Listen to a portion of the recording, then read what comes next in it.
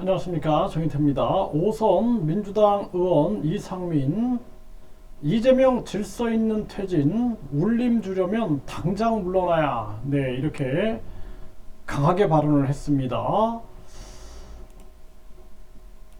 네, 이상민이 이재명 질서 있는 퇴진, 울림 주려면 당장 물러나야 한다. 네, 시간 끌수록 당도 이 대표도 상처다. 네, 이렇게 한국일보에서 발언을 했습니다. 네, 그래서 이 이상민 민주당 의원이 한국일보와의 전화 인터뷰에서 질서 있는 퇴진론에 대해서 시간 벌기용이다. 상황 모면용에 불과하다. 이렇게 비판을 했습니다.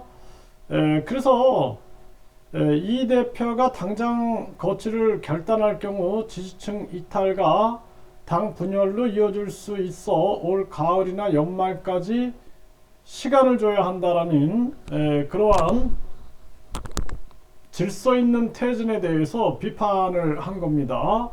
그러면서 본질은 당 전체를 짓누르고 있는 사법 리스크다라는 거예요. 그렇기 때문에 즉각 퇴진을 강조했다라는 것입니다.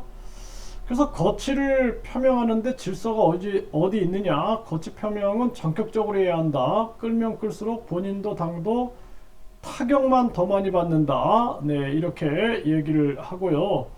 조속히 사퇴해야 한다는 말인가에 대해서 그렇다라고 얘기를 하고, 이 대표가 설사 결단을 하더라도 국민들에게 주는 울림이 크지 않을 것이다. 국민들이 미처 예상하지 못했을 때 전격적으로 해야 국민에게 울림을 줄 수 있다. 시간을 끌면 끌수록 이 대표에 대한 원한만 쌓일 것이다. 질서 있는 퇴진론은 당도 이 대표도 멍들게 할 것이다. 이렇게 얘기를 했습니다. 네, 그러면서 이 대표 지지층까지 전부 결집해야 내년 총선에서 이길 수 있다는 주장, 여기에 대해서도 별 효과가 없을 것이다. 총선 승리를 위해서는 작은 것은 내려놔야 하는 법이다. 네, 이것도 저것도 안 놓치려다가 다 놓치는 상황이 벌어질 수 있다. 네, 이렇게 얘기를 했습니다. 네, 그러면서 이 반민주적이고 잘못된 정치 행태를 보이고 있는 개딸 등 일부 강성 지지층 함께 가는 것은 바람직하지 않다. 이렇게 비판을 했습니다. 네, 이게 사실 뭐 이 개딸 같은 그러한 정치 집단은 있어서는 안 되죠.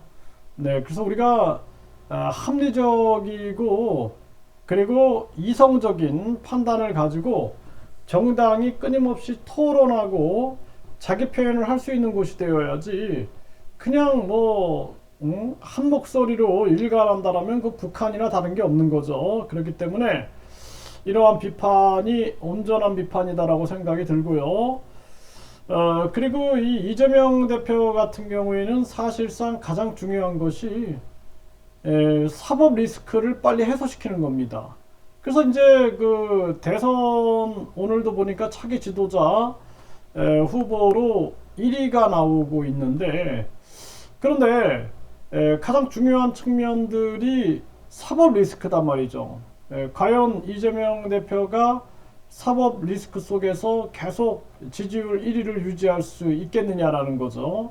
그래서 본인이 사법 리스크를 빨리 해소시키는 것이 가장 중요한 숙제다라는 거고, 민주당 내부에서도 이 공천이나 자기들 입장만 생각하지 말고 국가와 국민을 생각해서 이렇게 이재명 대표가 일단은 사법 리스크에 총력을 기울이는 것이 당에도 그리고 국가와 국민에게도 그리고 이재명 대표에게도 좋다라는 것을 소신 있게 발언하는 것이 굉장히 중요합니다. 이 국힘도 마찬가지예요. 네, 국힘도 소신 있게 국힘이 지금 잘못 갈 때 잘못 가는 것을 비판하는 목소리가 필요하다라는 것입니다. 그래서 제가 이현주 그 국힘 전 의원 영상을 다루는 이유가, 그나마 바른 소리를 하잖아요. 네, 그런 사람들의 목소리들이 나와야지 건강한 정당이 될 수 있다. 이렇게 말씀을 드립니다.